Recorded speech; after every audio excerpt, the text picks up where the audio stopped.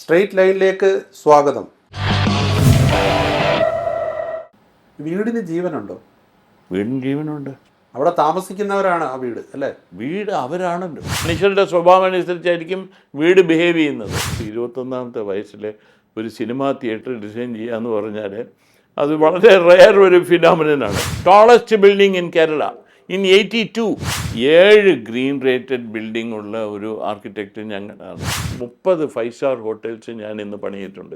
18 international ബ്രാൻഡിൽ, Taj, Trident, Leela, Raviz. ഞാൻ 1.5 സെൻറ്റിൽ വീട് ചെയ്തിട്ടുണ്ട്. കേരളത്തിൽ തന്നെ ഒരു 10,000 നാലുകെട്ടുകൾ കാണും. Can you imagine? ഞാൻ സ്റ്റാർട്ട് ചെയ്ത ട്രെൻഡാണ് 50 വർഷത്തിന് മുമ്പ്. ശ്രീപത്മനാഭസ്വാമി ടെമ്പിളിൻ്റെ ആർക്കിടെക്ചറൽ എഡിഫിസ് എന്ന് പറയുന്നത് it is unbelievable magnitude. I have lived out of pencil. I have earned my living out of pencil. I have become whatever I am today because of pencil. അപ്പോൾ രാമസ്വാമി ചിറ്റപ്പനാണ് എന്നെ ഇത്രയും വലിയതാക്കി. അവർ ബാർജിൻ ചെയ്തു. ദന്താവധ എടുത്ത് പറഞ്ഞു, this is already approved by prime minister. അപ്പം ദന്താവധ ചോദിച്ചു, വിച്ച് പ്രൈം മിനിസ്റ്റർ എന്ന്. അപ്പോൾ അതോടുകൂടെ തീർന്നു. ശ്രീനിവാസൻ എന്തെങ്കിലും ഡിമാൻഡ്സ് പറഞ്ഞിരുന്നോ വീട് വെക്കാൻ നേരം? അങ്ങനെയൊന്നും പറഞ്ഞില്ല. Because he was in another celluloid world. ഈ പൃഥ്വിരാജിന്റെ വീടിന് എന്തെങ്കിലും സ്പെഷ്യാലിറ്റി ഉണ്ടായിരുന്നു? അപ്പോൾ രാജുവിന് പ്രത്യേകിച്ച് ഇല്ല, ബട്ട് പ്ലാൻ നോക്കും. He is A brilliant fellow. ഞാൻ ഇനി ഒന്നേന്ന് എനിക്ക് ദൈവം 24ാമത്തെ വയസ്സ് തന്നിട്ട് എനിക്ക് 51 വർഷം ഈ കെട്ടിടം പണിയൊന്നും എനിക്ക് ഇത്രയും വർക്ക് ചെയ്യാൻ പറ്റത്തില്ല. വാസ്തുശില്പി എന്ന നിലയിൽ 50 വർഷം പൂർത്തിയാക്കുന്ന രാജ്യാന്തര കീർത്തി നേടിയ പ്രമുഖ ആർക്കിടെക്റ്റ് ശ്രീ എൻ മഹേഷാണ് നമ്മുടെ ഇന്നത്തെ അതിഥി. നമസ്കാരം ശ്രീ എൻ മഹേഷ്. ഇപ്പം പെൻസിൽ ഉപയോഗിച്ച് സ്കെച്ച് വരച്ച് അല്ലെ പ്ലാൻ തയ്യാറാക്കിയ കാലം മാറി. അവിടെ നിന്ന് കമ്പ്യൂട്ടർ വന്നു. ഇപ്പോൾ AI എത്തി നിൽക്കുന്നു. AIക്ക് ആർക്കിടെക്ചറിൽ എന്തെങ്കിലും റോളുണ്ടോ? ആദ്യം പെൻസിൽ ഉപയോഗിച്ച് വർക്ക് ചെയ്യുന്ന ഞങ്ങളുടെ വർഗം, ഞാനിപ്പോൾ 75 വയസ്സായല്ലോ, ഞങ്ങളുടെയൊക്കെ ലൈഫിൽ ഇന്നും എൻ്റെ പോക്കറ്റിൽ ഒരു പെൻസിലുണ്ട്. ഇന്നും ഞാൻ കമ്പ്യൂട്ടറിലും AIയിലും ചെയ്യുന്നത് എൻ്റെ സ്റ്റാഫാണ്. ബിക്കോസ് ഞങ്ങൾക്ക് 32 ആർക്കിടെക്ട്സും എൻജിനീയേഴ്സും ഡ്രാഫ്റ്റ്മാൻമാരും ഉണ്ട്. അപ്പോൾ അവരാണ് ഈ ഡിജിറ്റൈസ് ചെയ്ത് AIയും സ്കെച്ചപ്പും ഓട്ടോകാഡൊക്കെ യൂസ് ചെയ്യുന്നത്. ഞാനിപ്പോഴും ഇന്ന് കാലത്തും 5 മണിക്ക് കഴിച്ച് 3 മണിക്കൂർ 8 വരെ ഞാൻ പെൻസിൽ സ്കെച്ച് ഉണ്ടാക്കി അത് ഞാൻ ഇവിടെ കൊണ്ട് കൊടുക്കും. അപ്പോൾ എൻ്റെ ജീവിതത്തിൽ എയർ വാട്ടർ കഴിഞ്ഞിട്ട് പെൻസിൽ കഴിഞ്ഞേ ഉള്ളൂ food. Because I have lived out of pencil. I have earned my living out of pencil. I have become whatever I am today because of pencil. പക്ഷേ ഈ പ്ലാൻ തയ്യാറാക്കുന്ന കാര്യങ്ങൾ എപ്പോഴും ഒരു മനുഷ്യൻ്റെ ബുദ്ധി ആണല്ലോ. ഇതെല്ലാം ഒരു ബിൽഡിങ്, അതൊരു വീടാണെങ്കിലും ഒരു കെട്ടിടമാണെങ്കിലും ഒരു റിസോർട്ടാണെങ്കിലും ഒരു ഹോട്ടലാണെങ്കിലും എല്ലാം മനുഷ്യൻ്റെ ബുദ്ധിയാണ്. ആ ബുദ്ധിയെ നിർമ്മിത ബുദ്ധി, ആർട്ടിഫിഷ്യൽ ഇൻ്റലിജൻസ് അതിജീവിക്കുന്നുണ്ടോ അതോ അതിൻ്റെ ഒരു സഹായമായിട്ട് നിൽക്കുകയാണോ? എങ്ങനെ താങ്കൾ അതിനെ കാണുന്നത്? ഇതൊരു മാൻ വേഴ്സസ് മെഷീൻ ഇഷ്യൂ ആണ്. എൻ്റെ അഭിപ്രായത്തിൽ പെൻസിൽ കൊണ്ട് വരയ്ക്കുന്നതിനാണ് ക്രിയേറ്റിവിറ്റി. സൊല്യൂഷൻ ക്രിയേറ്റീവായിട്ടും എസ്തെറ്റിക്കായിട്ടും ട്രെൻഡി ആയിട്ടും വരുന്നത് പെൻസിൽ യൂസ് ചെയ്താൽ കുറച്ചുകൂടെ ബെറ്റർ ആയിരിക്കും എന്നാണ് എൻ്റെ ഫിലോസഫി. അതേസമയം artificial intelligence is a product created by me. Human being creates computer and human being also create the software or the artificial intelligence software. So എൻ്റെ ഒരു ഫീലിംഗ് ആർട്ടിഫിഷ്യൽ ഇൻ്റലിജൻസ് കൊണ്ട് create ചെയ്യുന്ന ഒരു building design is also created by me. I may have an output of artificially intelligent digital or computerized drawing, AutoCAD drawing or SketchUp drawing or something. അതൊരു supporting tool ആയിട്ടേ കാണുന്നുള്ളൂ. But അതേസമയം that is done by me. So I am the originator of the design. 50 വർഷങ്ങൾ പൂർത്തിയാവുകയാണ്. അതായത് platinum rating കിട്ടുന്നു, gold rating കിട്ടുന്നു, 5 star hotels പണിയുന്നു, രാജ്യത്തിന് പുറത്ത് നെയ്റോബിയിൽ പോലും വലിയ കൂറ്റൻ കെട്ടിടങ്ങൾ കിട്ടുന്നു. ഈ ലുക്കിംഗ് ബാക്ക് എന്താണ്, ഹൗ ഡു യു ഫീൽ ഈ ഓൾ ദീസ് ഇയേഴ്സ് എങ്ങനെയാണ്? It's a very long and large question. ഇതിൻ്റെ answer can run in two hours or few minutes. Briefly. Even if you say briefly, first you asked about the green rated buildings. ഇപ്പം ഇന്ത്യയിൽ അല്ലെങ്കിൽ south ഇന്ത്യയിൽ definitely 7 green rated building ഉള്ള ഒരു architect ഞങ്ങളാണ്, ഓ ശരി. ഞങ്ങളുടെ ഓഫീസാണ്. ഗൃഹ 4 ഉണ്ട്, CPM പാർട്ടി ഓഫീസ്, ഓബൈ താമര. പ്ലാറ്റിനം റേറ്റഡ് ബിൽഡിംഗ് ഉണ്ട്, CPM പാർട്ടി ടെക്നോ ഓഫീസ് എന്ന് പാർക്ക്, പറഞ്ഞത് AKG സെന്റർ. AKG centre. ആ പ്ലാറ്റിനം റേറ്റഡ് ബിൽഡിങ്സ് ഉണ്ട്, ഇൻഫോസിസ്, ടെക്നോ പാർക്ക്, ആക്ടർ ശ്രീനിവാസിൻ്റെ വീട്. അങ്ങനെ ഒരു 6 ബിൽഡിങ്ങും 7ാമത്തെ ഗ്രീൻ റേറ്റിങ്ങും ഞങ്ങൾക്കിപ്പോൾ ഈ മാസമോ ഈ ആഴ്ച അല്ലെങ്കിലും ഈ മാസമോ അടുത്ത മാസമോ കിട്ടും. അപ്പോൾ sustainable buildings where energy conservation ഒരു ഇമ്പോർട്ടൻസ് കൊടുക്കുന്ന ഒരു വിധത്തിലാണ് ഞാൻ സ്പോണ്ടേനിയസ് ആയിട്ട്, ഞാൻ കോൺഷ്യസ് ആയിട്ട് പോലും അല്ല, സബ് കോൺഷ്യസ് ആയിട്ട് തന്നെ I design buildings with appropriate technology, climate friendly architecture or building design, and sustainable and energy saving. അപ്പോൾ ഈ 4 ഹോളിസ്റ്റിക് ഗോൾസ് എപ്പോഴും മനസ്സിൽ വേണം. ഇത് നമുക്ക് പഠിച്ച് ചെയ്യുന്ന കാര്യങ്ങളല്ല, ഇത് സ്വയമേ ഞാൻ ഈ 55 വർഷമായിട്ട് ക്രിയേറ്റ് ചെയ്ത ഒരു ഫിലോസഫിയാണ്. അപ്പോൾ ഞാൻ ഏത് ഡിസൈൻ ചെയ്താലും maximum natural light, maximum natural ventilation, cross ventilation, maximum energy saving, sustainable material, energy conservation material, ഇതെല്ലാം മനസ്സിൽ വെച്ചും കൊണ്ടാണ് ഞങ്ങളുടെ കമ്പനി ഡിസൈൻ ചെയ്യുന്നത്. എല്ലാം കാറ്റും വെളിച്ചവും ഉള്ളതായിരിക്കും 100%.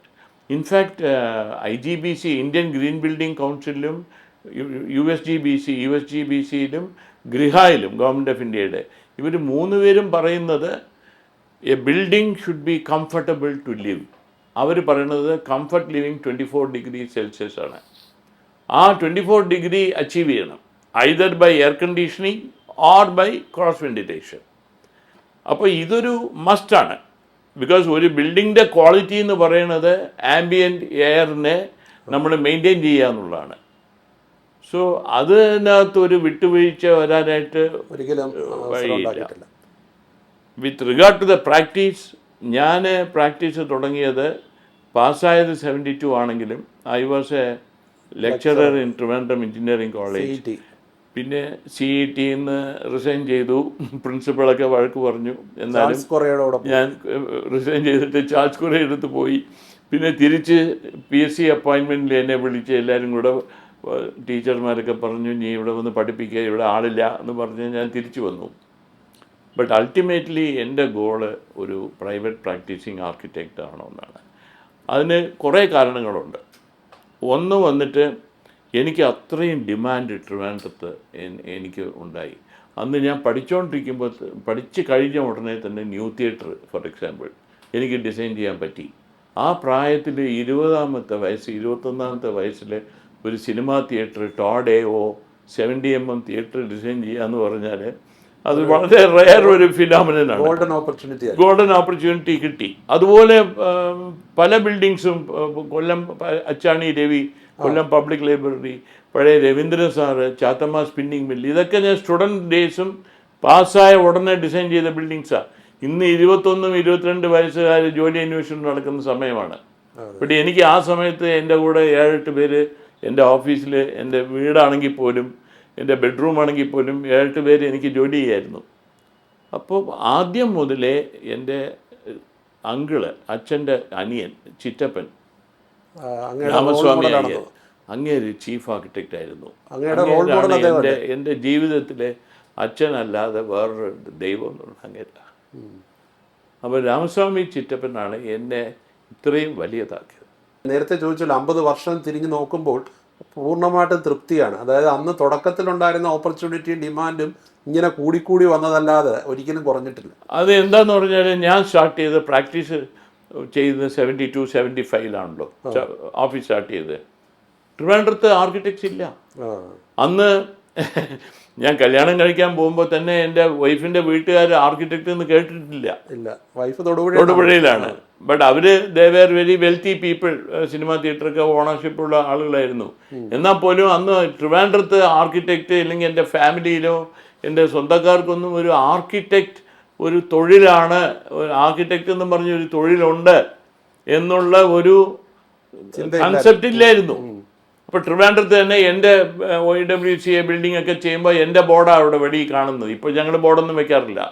ഇപ്പം ഞങ്ങൾ പണ്ട് ട്രിവാൻഡ്രത്ത് ആണ് ഗിവൺ ഡേ കുറഞ്ഞത് 20-30 പ്രോജക്റ്റിൽ എൻ്റെ ബോർഡ് വരും. South Park, Pankaj hotel, Geet hotel, Woodlands hotel, ഇങ്ങനെ എല്ലാ മേജർ ബിൽഡിങ്ങും ഞാനാണ് ഡിസൈൻ ചെയ്യുന്നത്. അതുപോലെ തന്നെ തിരുവനന്തപുരം സെൻട്രൽ റെയിൽവേ സ്റ്റേഷൻ്റെ വികസനം അല്ലേ, അതൊരു വലിയ സ്റ്റോറിയാണ്. എന്താന്ന് പറഞ്ഞാൽ കുര്യാക്കോസ് എന്ന് പറഞ്ഞൊരു അക്കൗണ്ടൻറ്റ് ജനറൽ ഉണ്ടായിരുന്നു. അപ്പോൾ കുര്യാക്കോസ് സാറ് എൻ്റെ രാമസ്വാമി ചിറ്റപ്പൻ്റെ ഒരു ബെസ്റ്റ് ഫ്രണ്ടായിരുന്നു. അപ്പോൾ അങ്ങനെ ഈ സ്റ്റാർട്ടഡ് ലൈക്കിങ് മീ. അപ്പോൾ Anwar Varghese chief engineer railway Kuriakose സാറിൻ്റെ ഒരു ശിഷ്യനായിരുന്നു. പള്ളിയിലെ റിലേഷൻഷിപ്പോ എന്തോ ആണ്. അപ്പോൾ അൻവർ വർഗീസ് സാർ ഒരു ദിവസം ചോദിച്ചു, എനിക്കൊരു യങ് ബ്ലഡ് വേണം. ട്രിവാൻഡ്രത്തിൽ നിന്ന് കന്യാകുമാരി വരെ ഇൻഡിപെൻഡൻസ് കഴിഞ്ഞിട്ടുള്ള ബിഗസ്റ്റ് റെയിൽവേ പ്രോജക്റ്റാണ്. അപ്പോൾ ട്രിവാൻഡ്രം റെയിൽവേ സ്റ്റേഷൻ റീഅഡാപ്റ്റ് ചെയ്ത് കൺസർവ് ചെയ്യണം ആ ആർക്കിടെക്ചർ. പ്ലസ് ഇവിടെ നിന്ന് കന്യാകുമാരി വരെ 18 റെയിൽവേ സ്റ്റേഷനുണ്ട്, including Nagercoil junction and first biggest railway terminal after independence Kanyakumari. അപ്പോൾ ഇതിനൊരു ആർക്കിടെക്റ്റ് വേണമെന്ന് പറഞ്ഞു. ഞാൻ ഇതിൻ്റെ ഡ്രോയിങ്സ് അന്ന് ഈ റെയിൽവേ സ്റ്റേഷൻ വരയ്ക്കാൻ 25,000-50,000 തരത്തുള്ളൂ. ഈ റെയിൽവേ സ്റ്റേഷൻ തന്നെ ജംഗ്ഷൻ, ഫ്ലാഗ്, സ്റ്റാഫ് ലൈൻ എന്നൊക്കെ പറഞ്ഞ് പല ടൈപ്പ് റെയിൽവേ സ്റ്റേഷനുണ്ട്. പിന്നെ ടെർമിനൽ, അങ്ങനെ 6 റെയിൽവേ സ്റ്റേഷൻ ടൈപ്പുകളുണ്ട്.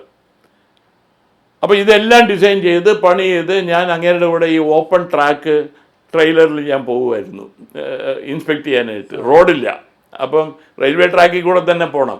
പോയിട്ട് റെയിൽവേ സ്റ്റേഷനൊക്കെ ഞാൻ സൂപ്പർവൈസ് ചെയ്യുമായിരുന്നു. അപ്പോൾ ഇതൊരു വലിയൊരു കാര്യമാണ്. അന്ന് ഇത് ചെയ്യുമ്പോൾ എനിക്ക് 26 വയസ്സേ ആയിട്ടുള്ളൂ.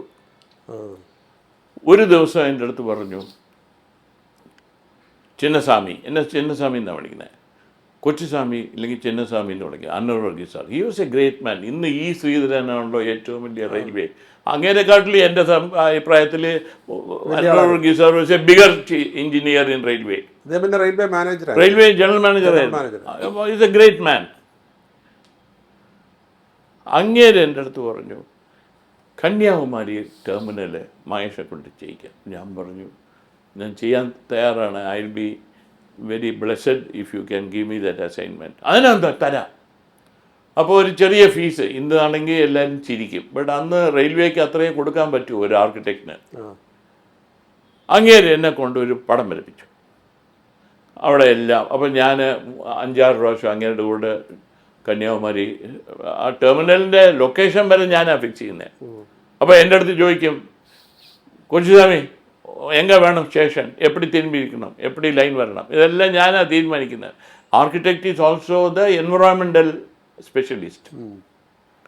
അപ്പോൾ എനിക്ക് 25, 26, 25 പോലും ആയിട്ടില്ല. അങ്ങേര് എന്ത് ചെയ്തു എന്ന് പറഞ്ഞാൽ ഒരു ഡിസൈൻ റെഡിയാക്കി ഒരു ചിന്ന മോഡൽ പണ്ണ് എന്ന് പറയും. അപ്പോൾ എൻ്റെ അടുത്തുള്ള ഒരു അൺഹിൻഡേർഡ് ഫെയ്ത്താണ് അൻവർ വർഗീസ് സാറിന്. വിശ്വാസം അങ്ങേർക്ക് totally he surrendered himself to me. I am just even half of his age, but he respected me so much. അപ്പം ഞാൻ ഡിസൈനൊക്കെ റെഡിയാക്കി. എന്നിട്ട് പറഞ്ഞു, ഒരു പർട്ടിക്കുലർ ഡേ, ഞാനിപ്പോൾ ഓർക്കുന്നില്ല, some time in August, Prime Minister is coming. Madhu Dandavade, Railway Minister is coming. Prime Minister is Morarji Desai. Madhu Dandavade, Railway Mantri. M.G. Ramachandran, Chief Minister of Tamil Nadu. MGR. Achyuta Menon, Chief Minister of Kerala. Pinna Railway Chairman, Railway Board members, General Manager Krishnamurthy from Southern Railway, Chennai. ഇവരെല്ലാവരും 10-20 പേര് അന്നൊരു meeting വിളിച്ചു കൂട്ടി. എന്തിനാണെന്നറിയാം? പല കാര്യങ്ങളും discuss ചെയ്യാനാണ്.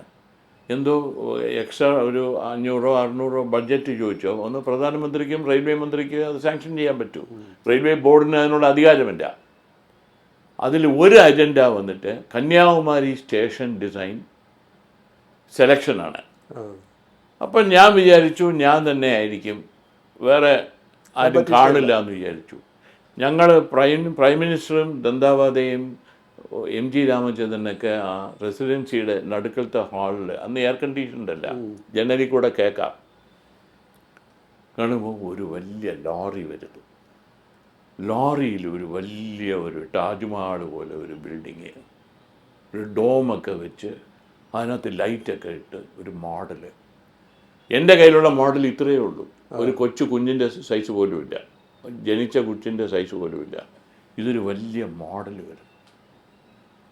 എന്നിട്ട് ഒരു 7 റെയിൽവേക്കാർ ഇറങ്ങി അതിനെ എടുത്തിട്ട് ചരിച്ച് ഡോറിൽ കൂടെ കയറ്റി പ്രധാനമന്ത്രിയുടെ അവിടെ കൊണ്ടുവയ്ക്കുന്നു.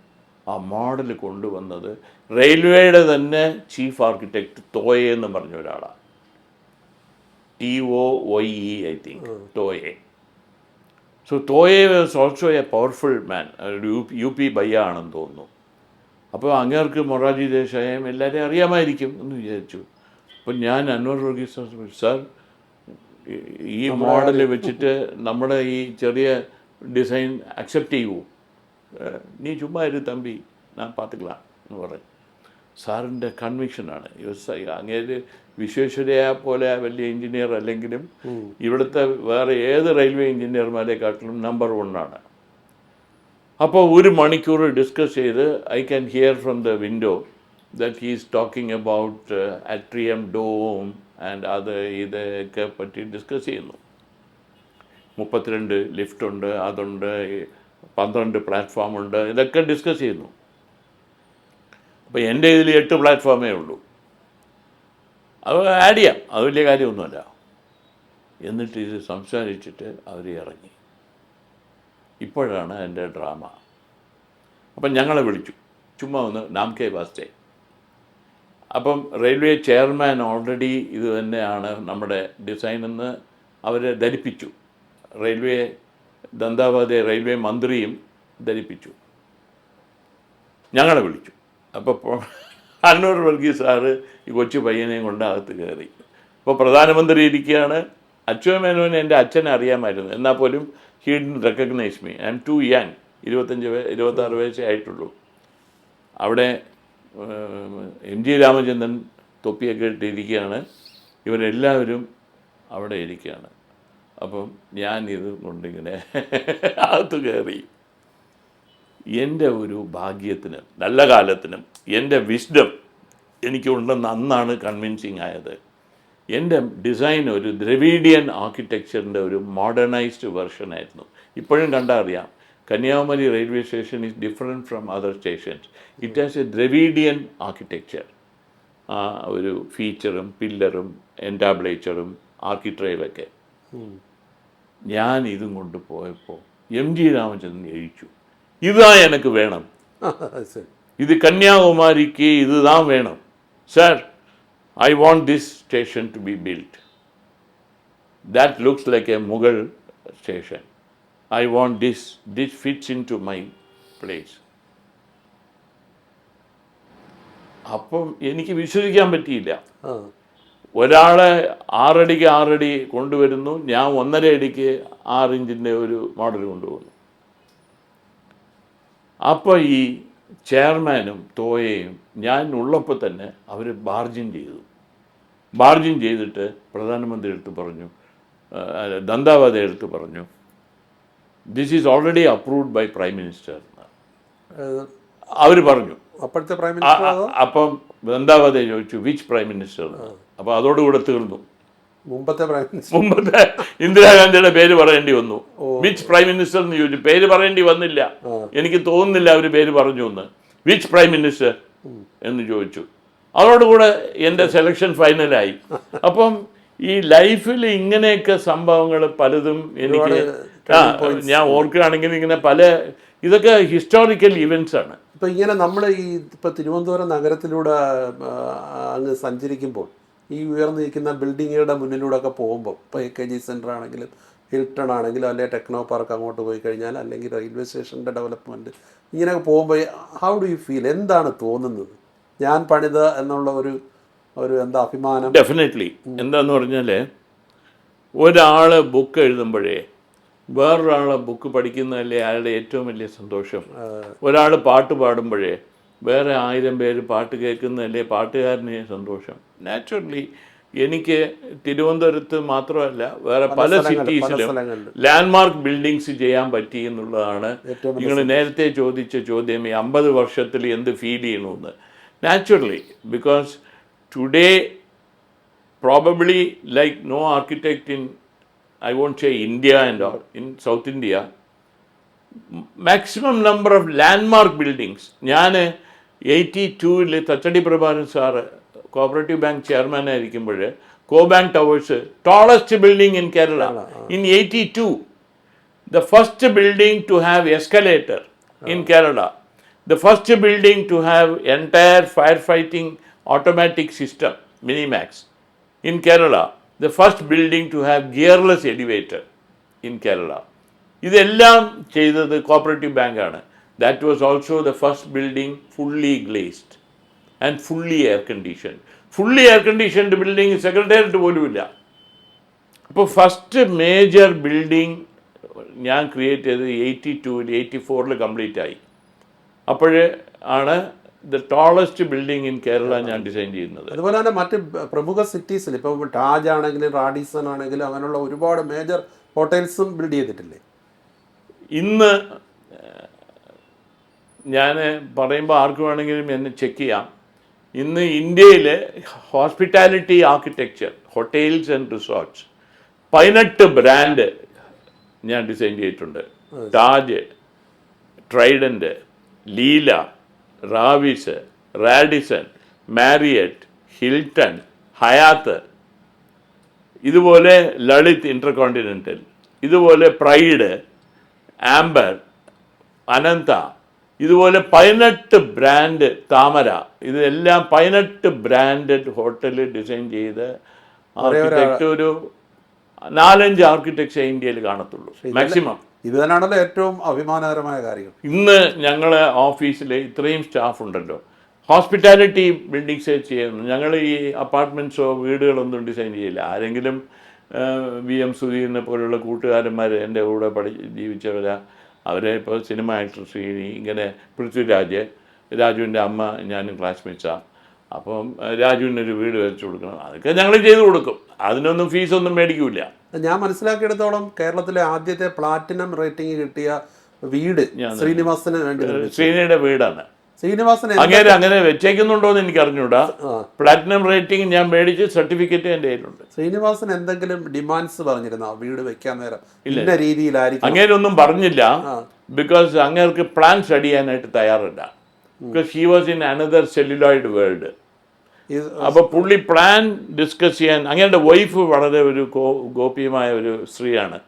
അവർ എനിക്ക് അവിടെ അത് വേണം ഇങ്ങനെ വേണമെന്ന് പറയല്ലാതെ പ്ലാൻ അവർ സ്റ്റഡി ചെയ്യത്തില്ല. അപ്പോൾ പ്ലാൻ സ്റ്റഡി ചെയ്യാത്തത് in a way it's good for N architect.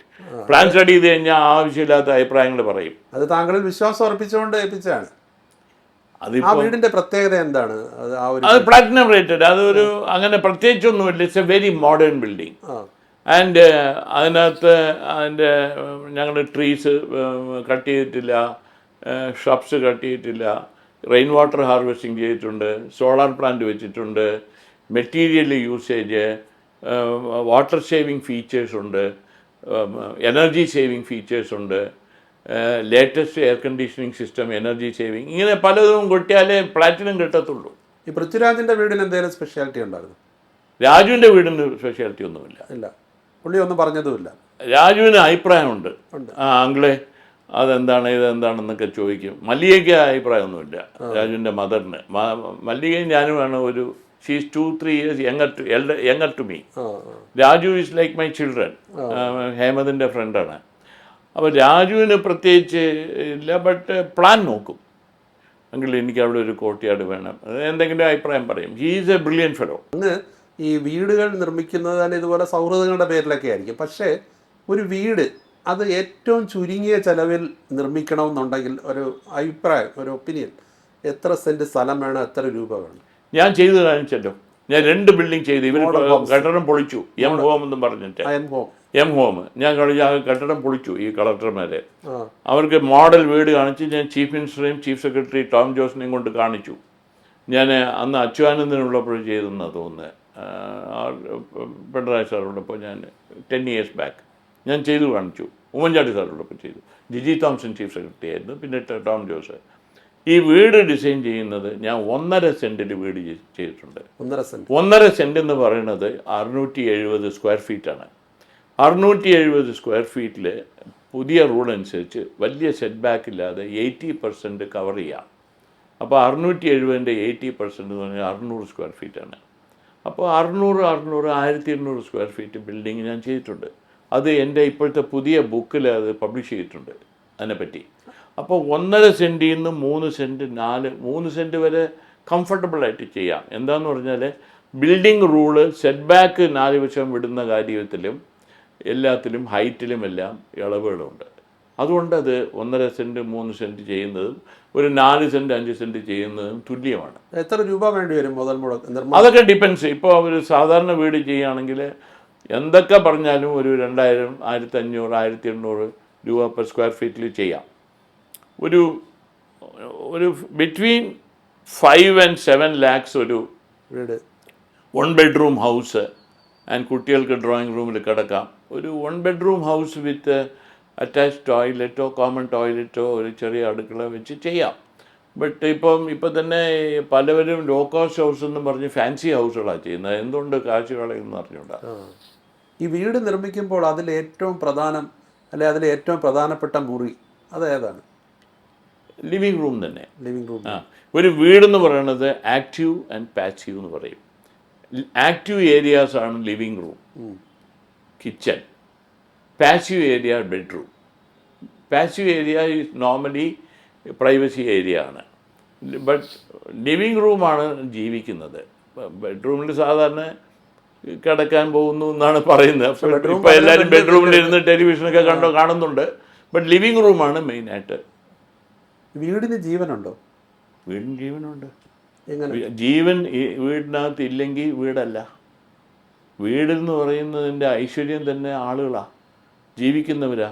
അവിടുത്തെ പാചകം, അവിടുത്തെ രീതികൾ, അവിടുത്തെ ആളുകളുടെ സ്വഭാവം, അവിടെ താമസിക്കുന്നവരാണ് ആ വീട്, അല്ലേ? വീട് അവരാണല്ലോ. വീട് ഈസ് ഓൺലി എ കണ്ടെയ്നർ. നല്ലൊരു വീട് വെച്ചിട്ട് അവിടെ it is like having A gift. The gift is one, gift wrapping is one. എന്തൊക്കെ ഗിഫ്റ്റ് റാപ്പിംഗ് ചെയ്താലും ഗിഫ്റ്റാണല്ലോ പ്രോഡക്റ്റ്. അപ്പോൾ എന്തൊക്കെ വീട് ചെയ്താലും ആ മനുഷ്യരാണ് പ്രോഡക്റ്റ്. മനുഷ്യരുടെ സ്വഭാവം അനുസരിച്ചായിരിക്കും വീട് ബിഹേവ് ചെയ്യുന്നത്. സ്നേഹമുള്ളവർ കാത്തിരിക്കുന്നതാണ് വീടെന്ന് പറയാറുണ്ട്. അത് കലഹിക്കുകയാണെങ്കിൽ പിന്നെ വീട് അല്ലാതാവും, അല്ലേ? പക്ഷെ ഇപ്പോൾ ആൾക്കാർ വലിയ മതിലുകൾ കെട്ടുന്നു, വലിയ വാതിലുകൾ പണിയുന്നു. എന്താണ് അഭിപ്രായം? അതൊരു വളരെ മോശമായ കൾച്ചറാണ്. പണ്ടത്തെ ഈ തച്ചുശാസ്ത്രം, മായാമാത, വാസ്തുവിദ്യ, ഇതൊക്കെ നിങ്ങൾ നോക്കുമ്പോഴേ ആളുകൾ കോമ്പൗണ്ട് വാൾ കെട്ടാറില്ല. ബിക്കോസ് പണ്ട് ഈ മോഷണം എന്ന് പറയുന്നത് വലുതായിട്ടില്ലായിരുന്നു. ഇപ്പം ക്രൈമാണല്ലോ ഡെയിലി കാലത്ത് ഇരുന്ന പത്രത്തിലും ടെലിവിഷനിലും കാണുന്നത്. അതുകൊണ്ട് ഈ ഒരു വീടിന് ഹൈ വാള് കെട്ടുന്നത് മെയിൻലി ഒരു പ്രസ്റ്റീജും പ്രൈവസിയും കൂടെ ചേർന്നിട്ടുള്ള ഒരു ആറ്റിറ്റ്യൂഡാണ്. ഈ ഹൈ വാള് കെട്ടേണ്ട ഒരു ആവശ്യമില്ല. എന്താണെന്ന് പറഞ്ഞാൽ people want to show the door and the high wall. It represents status and prestige. ഈ പലരും വീട് വെക്കുന്നതിന് ഒരു സ്റ്റേറ്റസിന് വേണ്ടിയല്ലേ? ഇപ്പോൾ ആവശ്യത്തിലധികം വലിപ്പമുള്ള വീടുകൾ, ഒരുപാട് മുറികൾ, ഷോ ആണ്, വളരെ കുറച്ച് ആൾക്കാർ, ഷോ ആണ്, ഒരു ഷോ ആണ്. എന്താന്ന് പറഞ്ഞാൽ they think that by having lot of colors in the house, by having ornate furniture, by having lot of ornamental grills and marble, Italian marble, അതുപോലെ ഓണിക്സ്, തേക്ക് കൊണ്ടുള്ള ഡോറുകൾ, ഇതെല്ലാം ചെയ്താൽ ഞാനൊരു സ്റ്റേറ്റസ് എനിക്ക് നാട്ടുകാരുടെ ഇന്ന് കിട്ടും. ഞാൻ വെറും ഒരു പ്ലംബറായിട്ട് ഗൾഫിൽ പോയവനാണ്. ഞാൻ ഇന്ന് 25 വർഷം കഴിഞ്ഞ് ഞാനിത് വീട് കെട്ടുമ്പോൾ ഞാൻ ഇന്നാരാണ് എന്നൊരു സ്റ്റേറ്റ്മെൻറ്റ്, ഒരു സ്റ്റേറ്റസ് അല്ലെങ്കിൽ ഒരു സ്റ്റേറ്റ്മെൻറ്റ് കൊടുക്കാൻ വേണ്ടിയിട്ടാണ് ഈ ഗംഭീരമായിട്ട് അവരുടെ കയ്യിലിരിക്കുന്ന കഴിവിന് പുറമെ ചെയ്യുന്നത്. അത് ആളുകളുടെ ഒരു ഗൾഫിൽ നിന്ന് വരുന്നവരുടെ ഒരു വലിയ ഒരു ദോഷമാണ്. നേരെ മറിച്ച് എൻ്റെ ബ്രദറുണ്ട്, he and his wife have earned enough and more, but they live in a humble apartment. അപ്പോൾ ഷോ കാണിക്കാനുള്ള ആളുകളല്ല, അങ്ങനത്തെ ആൾക്കാരും ഉണ്ട്. ആവശ്യത്തിനുള്ളത് മതി, മുറികളാണെങ്കിലും എല്ലാം അല്ലേ, ആവശ്യത്തിന് കൂടുതൽ തന്നെ ചെയ്യാം. ഇപ്പം നമ്മൾ തന്നെ കാർ മേടിക്കുന്നു, സാധാരണ ഏത് കാർ മേടിച്ചാലും പോകാം. ബട്ട് ആളുകൾ കുറച്ചുകൂടെ വലിയ കാർ മേടിക്കുന്നു, കുറച്ചുകൂടെ എയർ കണ്ടീഷൻഡ് ഗിയർലെസ് കാർ മേടിക്കുന്നു. അത് to some extent it is acceptable. But ഈ വീടുകൾ കെട്ടി ആളുകളെ ഇങ്ങനെ ഷോ കാണിക്കുന്നത് എനിക്കൊരു വൾഗറായിട്ട് തന്നെ തോന്നുന്നു. അപ്പം അങ്ങ് ടിമ്പർ ശരിക്കും ഉപയോഗിച്ചിട്ടുള്ള ഒരു ടിമ്പർ ആർക്കിടെക്ചറിന് വലിയ രീതിയിൽ യൂസ് ചെയ്തിട്ടുള്ള ഒരു ആർക്കിടെക്ചർ. ഈ ടിമ്പർ എന്ന് പറയുന്നത് ഒരു ഇമ്പോർട്ടൻ്റ് ആസ്പെക്റ്റാണ്. ഞാൻ ഈ ടിമ്പർ ഇന്ത്യയിൽ ഞാനിപ്പോൾ പ്രധാനമന്ത്രിക്ക് ഒരു നോട്ട് കൊടുത്തിട്ടുണ്ട്. ഐ ആം എക്സ്പെക്റ്റിങ് എനിക്കൊന്ന് ഇത്തവണ വരുമ്പോൾ എന്നെ വിളിക്കുമായിരിക്കും. അപ്പം ഈ ടിമ്പർ എന്ന് പറയുന്നത് ഒരു ക്രേഡിൽ ടു ക്രേഡിൽ മെറ്റീരിയലാണ്. That is if you cut A timber you can replant 5 timber. ഒരു മരം കട്ട് ചെയ്താൽ ചെയ്യാം. നേരെ മറിച്ച് സിമെൻറ്റും സ്റ്റീലും ഒരു മൈനിങ് ചെയ്താലല്ലേ പറ്റൂ. മൈൻ ചെയ്ത് കഴിഞ്ഞാലേ പിന്നെ മൈൻ ഒന്നിനും കൊള്ളത്തില്ലല്ലോ. So it is a cradle to graveyard material. So timber is reforestable material, renewable material or afforestable material, whereas steel and cement are made out of mines. So it's a cradle to graveyard. Timber is cradle to cradle. ഇത് പറഞ്ഞത് ഞാനല്ല, Thomas Friedman എന്ന് പറഞ്ഞ ഒരാൾ കേട്ട് കാണാം. ഇപ്പോൾ Thomas ഫ്രീഡ്മാൻ്റെ world is flat എന്ന് പറഞ്ഞൊരു ബുക്ക് പുള്ളി എഴുതി. അൽഗോർ പോലെ പുള്ളി ഒരു വലിയൊരു എൻവയോൺമെൻ്റലിസ്റ്റാണ് and he is a fantastic writer. I have shaken hands with him for 30 seconds. He will not remember me, but I think now he is no more. Thomas Friedman has written like this. അല്ലെ, timber വളരെ economically viable ആണോ?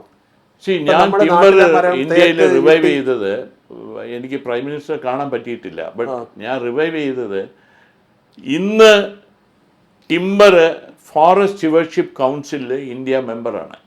Bone, ജർമ്മനിയിലാണ് അതിൻ്റെ world headquarters. Forest Stewardship Council, FSC. അപ്പോൾ FSC certify ചെയ്യും എങ്ങനെ ഒരു plantation slaughter ചെയ്യണം, എങ്ങനെ റീപ്ലാന്റ് ചെയ്യണം, റീഫോറസ്റ്റേഷൻ എങ്ങനെ ചെയ്യണം എന്നൊരു പ്രോട്ടോക്കോള് ഫോറസ്റ്റ് സ്റ്റുവർഷിപ്പ് കൗൺസിൽ പറയും. അപ്പോൾ ഫോറസ്റ്റ് സ്റ്റുവർഷിപ്പ് കൗൺസിലിൻ്റെ റൂൾ അനുസരിച്ച് വേണം റീഫോറസ്റ്റേഷൻ ഇന്തോനേഷ്യയിലും മലേഷ്യയിലും ബർമയിലും ബ്രസീലിലും ആഫ്രിക്കയിലൊക്കെ ചെയ്യുന്നത്. അപ്പോൾ ഫോറസ്റ്റ് സ്റ്റുവർഷിപ്പ് കൗൺസിലിൻ്റെ പ്രോട്ടോക്കോൾ അനുസരിച്ച് ചെയ്താൽ you can call it green timber. In Indonesia it is called legal timber. In Burma it is called green timber. In Malaysia it is called graded timber. അപ്പം ഞാൻ government of ഇന്ത്യക്ക് advice ചെയ്യാൻ, ഞാൻ നിതി ആയോഗിലൊക്കെ ഇതിൽ മെമ്പറാണെങ്കിലും എന്നെ ആരും കേട്ട് മനസ്സിലാക്കാൻ ആരും ശ്രദ്ധിച്ചിട്ടില്ല എൻ്റെ ഐഡിയാസ്. അപ്പോൾ ഞാനിപ്പോൾ പറയാൻ പോകുന്നത് ഇന്ത്യയിൽ reforestation, India is a large country. Russia പോലെ അത്ര വലുതല്ലെങ്കിലും അമേരിക്കയെ പോലെ വലുതല്ലെങ്കിലും one of the 10 largest countries in the mother earth.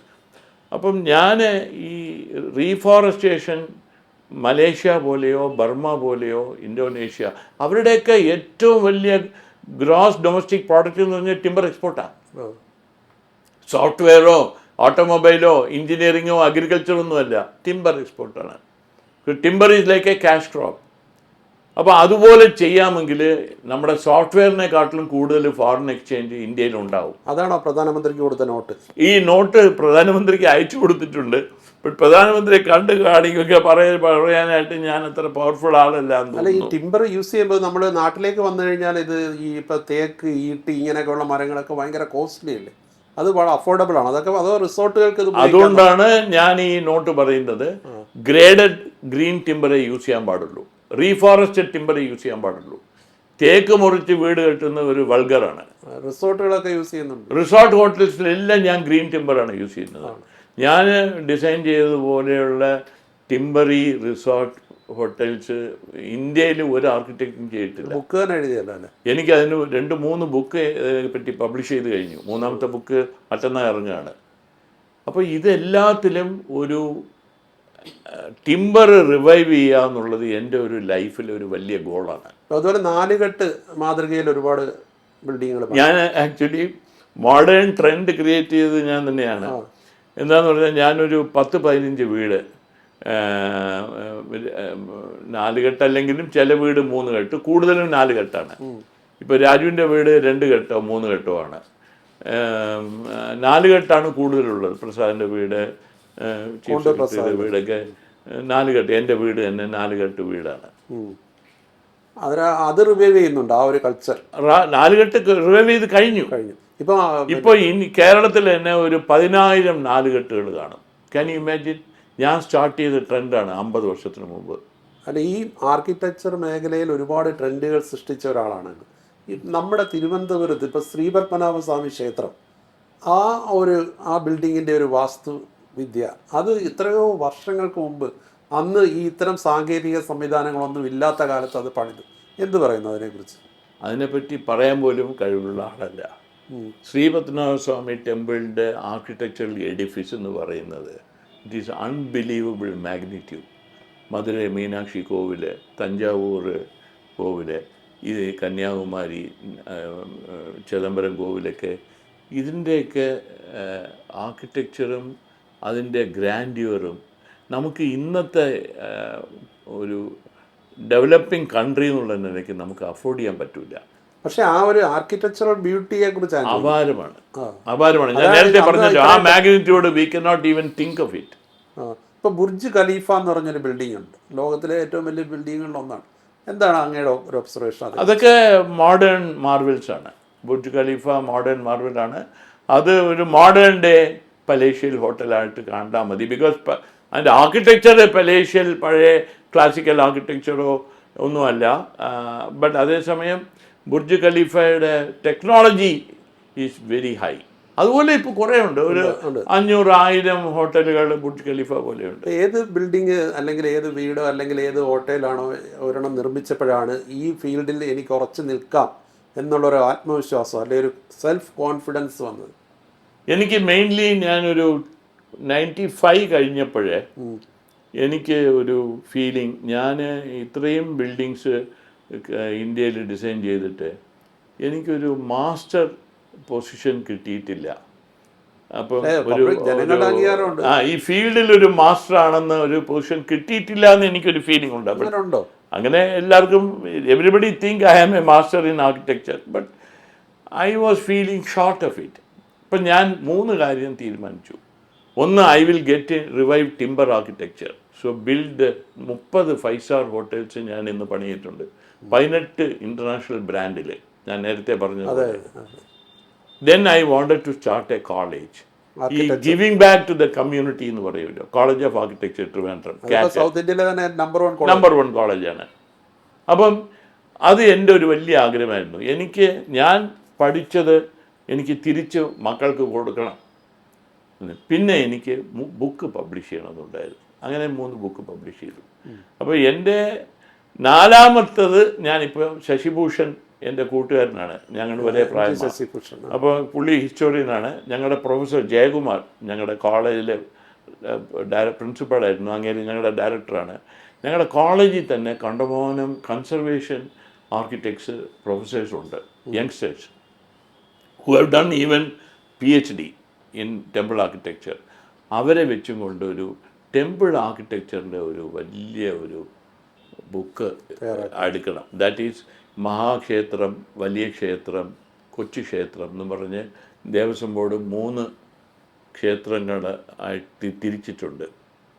അപ്പം ഈ 3 ക്ഷേത്രത്തിലൊരു 50 എണ്ണമെങ്കിലും എടുത്ത് ലിഡാർ ടെക്നോളജി യൂസ് ചെയ്ത് അതിനെ മാപ്പ് ചെയ്ത് ഈ ക്ഷേത്രങ്ങൾ എങ്ങനെ ഇത് പ്ലാൻ ചെയ്തു, അതിൻ്റെ പ്രിൻസിപ്പിൾ എങ്ങനെയാണ്, അതിൻ്റെ ടെക്നോളജി എന്ത് യൂസ് ചെയ്തു, ആ സമയത്ത് അതിൻ്റെ ഫിലോസഫി എന്താണ്, ഇതെല്ലാം പഠിച്ചൊരു ബുക്ക് എഴുതണം എന്നാണ് ഇപ്പോൾ ഞാൻ ജീവിച്ചിരിക്കുമ്പോൾ ഉള്ള ബാക്കിയുള്ളത്. ബാക്കിയെല്ലാം ബിൽഡിങ്ങുകൾ പ്രത്യേകിച്ച് പണിയണമെന്നില്ല. ബിൽഡിങ്ങുകൾ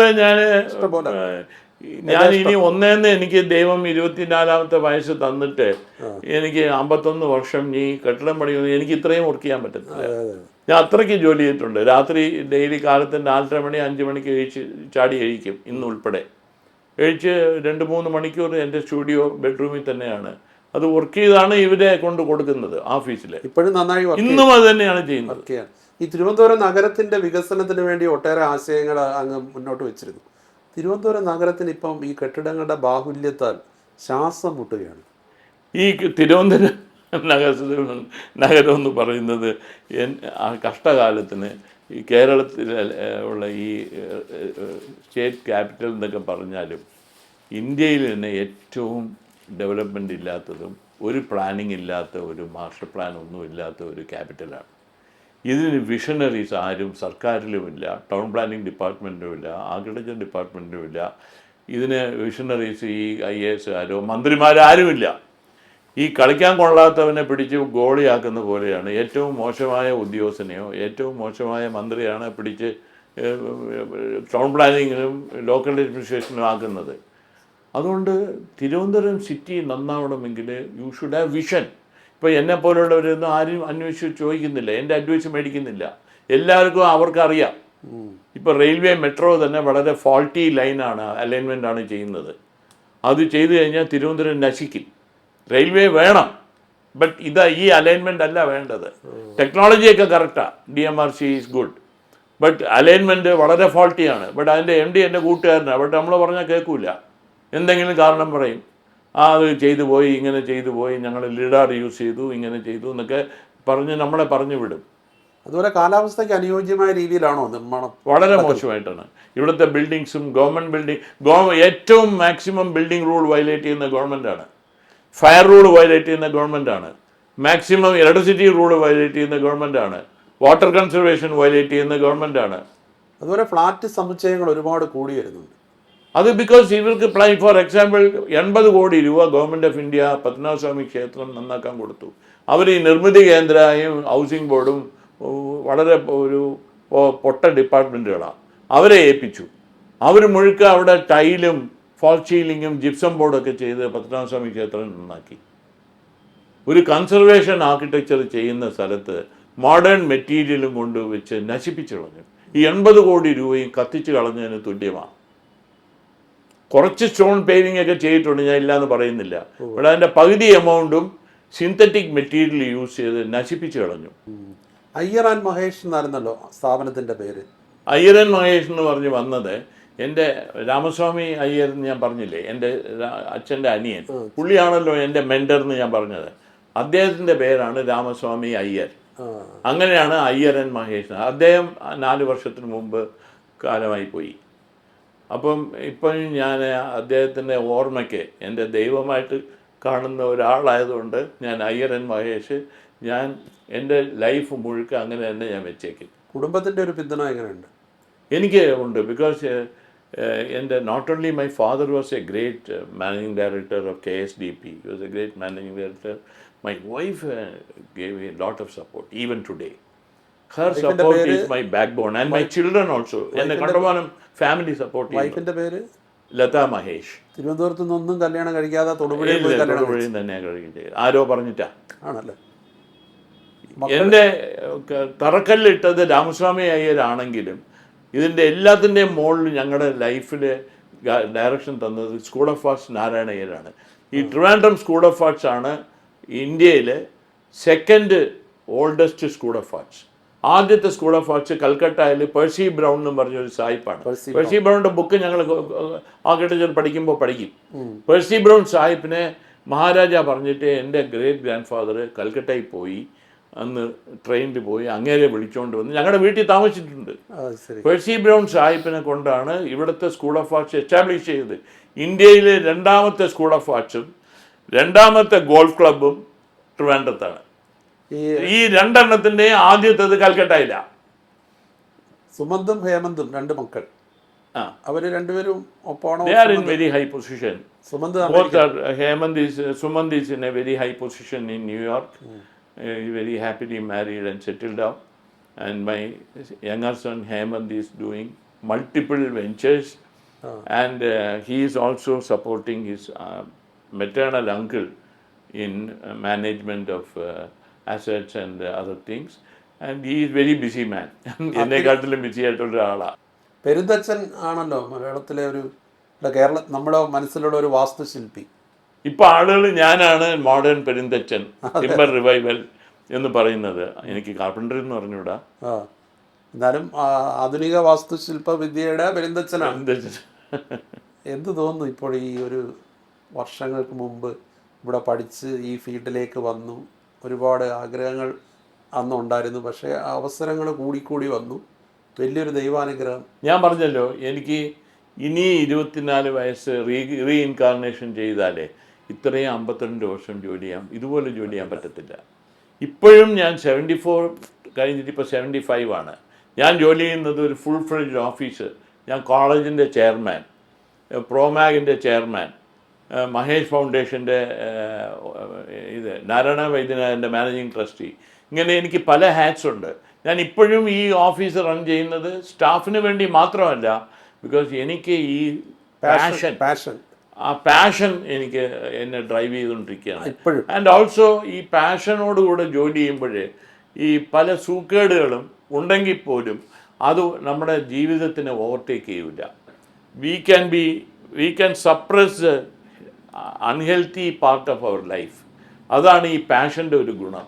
അപ്പോൾ I enjoy my work and I do the work not for money. I have enough and more if required. I can retire any day comfortably. But at the same time, passion drives me. ഞാനൊരു സ്ട്രെച്ചറിലോ wheel ചെയറിലോ പോകുന്നത് വരെ ഞാൻ practice ചെയ്യുമെന്ന് തീരുമാനിച്ചു. ഈ passion അപ്പുറം ഒരു രസം വേറെ ഉണ്ടോ? വേറെ ഏതെങ്കിലും മേഖല? പാഷൻ അപ്പുറം ഡെഡിക്കേഷൻ. അല്ല, ഞാൻ ചോദിക്കുന്നത് വേറെ ഏതെങ്കിലും ഒരു ഹോബി അല്ലെങ്കിൽ ഒരു രസകരമായിട്ടുള്ള വേറെ എന്തെങ്കിലും മേഖല അങ്ങനെ ഉണ്ടോ? എനിക്ക് വേറെ ഒരു മേഖലയില്ല, ഇത് മാത്രം. എനിക്കൊരു ഡോട്ട് പെന്ന് മേടിച്ചാൽ ഇതിൻ്റെ റീഫിൽ പോലും മാറ്റാൻ അറിഞ്ഞൂടാ. ബിക്കോസ് ഞാൻ എൻ്റെ ആർക്കിടെക്ചർ വലിയ കെട്ടിടങ്ങൾ കെട്ടും. ഞാൻ വലിയ കെട്ടിടങ്ങൾ പണി ചെയ്തിട്ട് ഏറ്റവും tallest building in Kerala, longest building, biggest building എല്ലാം എൻ്റെ പേരിലാണ് വരിക. Techno park face 3 is A biggest building. UltraTech എനിക്ക് ലൈഫ് ടൈം അച്ചീവ്മെൻ്റ് അവാർഡ് തന്നതാണ്. അപ്പം ഇതെല്ലാം അച്ചീവ് ചെയ്താലും ഞാൻ എൻ്റെ ഡൊമൈൻ ഏരിയയിൽ നിന്ന് ഒരു ഏരിയയിൽ പോയി ഞാൻ അതിൽ കൈയിടത്തില്ല. എൻ്റെ ഡൊമൈൻ ഏരിയയിൽ തന്നെ നിന്ന് ആ പാഷനേറ്റായിട്ട് ജീവിക്കണം എന്നുള്ളൊരു ആഗ്രഹക്കാരനാണ്. എന്തായാലും ആ പെൻസിൽ എപ്പോഴും കയ്യിൽ തന്നെ ഉണ്ടാകട്ടെ. ഈ 50ാമത്തെ വർഷത്തിൽ എല്ലാ ആശംസകളും ദൈവം അനുഗ്രഹിക്കട്ടെ. Thank you very much.